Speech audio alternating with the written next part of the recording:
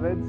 Don't you just love our new theme music? I picked it out very special for our identity building. I just love it. It's called Pushing On. But that's not why I'm here. I am here to tell you about the tarot. And it just so happens you've caught me in the middle of my daily routine where I'm doing a little bit of reading for myself. And I have all these cards in front of me and I'm enjoying it so much. And I wanted to invite you to learn also about the tarot, to come to my class that's starting on March 17th. I'll be teaching that along with Kirk. But I thought I'd tell you a little bit about the tarot to kind of whet your appetite.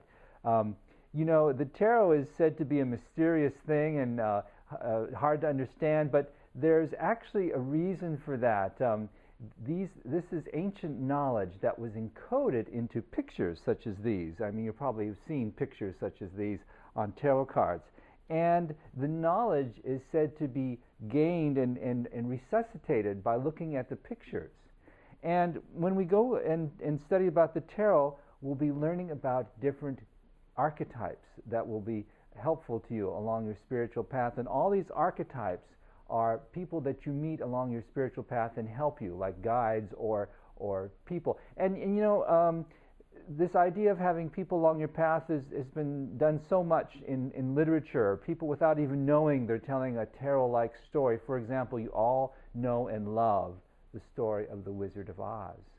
And this is a tarot-like story, although I don't think the author, L. Frank Baum, was thinking he was writing a tarot story, but he's getting into that part of our subconscious that knows about archetypes. So Dorothy, the hero, was on a journey.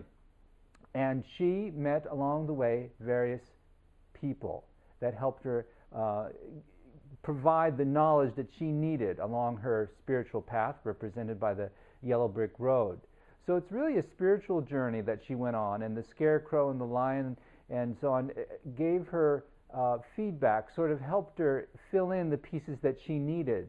She needed to have the experience and discover really within her own body where her freedom was, freedom being returned home. So, for example, Dorothy can be equated in the tarot to the Fool. I just drew the Fool today, taking along the Fool's journey. And don't be dissuaded by these words that we use. We use words in a different way in the tarot, like Fool does not mean the same thing that you think a fool means. Fool just means someone who knows he does not know, someone who does not know. There's no pejorative.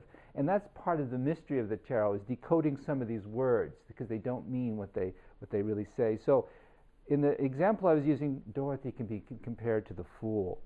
And she meets various people along the way.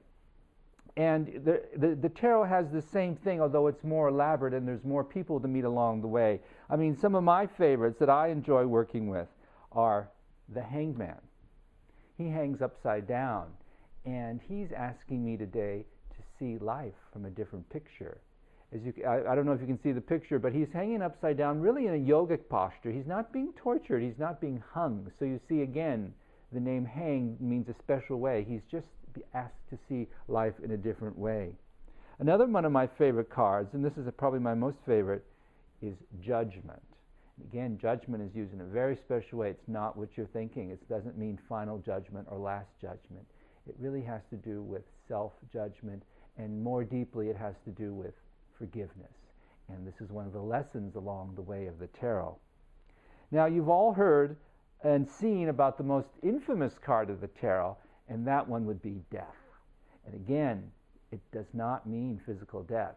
There is a very special meaning for this word here, and if you come to my class, I will explain to you that it does not mean death at all. Matter of fact, it's more of a liberation, more of a freeing than any kind of physical death.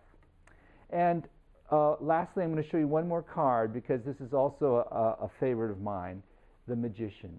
And this is the first person that the Fool meets, because the Fool is like Dorothy. The Fool goes on this journey and passes through all these different people until he gets to his final resting place.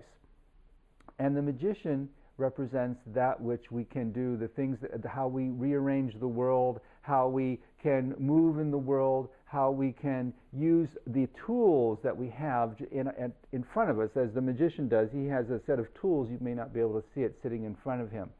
And so this reminds us of that, of actually the masculine principle. So all these people and more will meet us along the way of our journey. We'll learn about those people. We'll learn about how they can help us, go deeper into our spiritual journey, and how at the end we come home. But what happens when we come home? We get to start the pattern again, this time on a deeper level. So there's much more to tell you, much more to explain to you about how you can use these cards not only for your own investigation but to help others. So it's a way to enliven your psychic ability, to begin to remember what you already know. I really won't be teaching you anything you don't already know. I'll be helping you to remember and to organize it a little bit differently. So I hope that you'll join me for my tarot class, and Kirk will be there with us too, teaching it. It's limited only to 8 students plus us. We want to keep it small. So, deadline for, well, we're starting on March 17th, but the early bird rate of $97 only goes till March 10th, and after that it goes up to $127. So if you look right down here, you'll see the link that you can use to go and sign up. So do that, and I will look forward to seeing you very soon here in our temple in Transit Lounge. So before we go, I have to be my magician again, and I'm going to start up the music. Are you ready?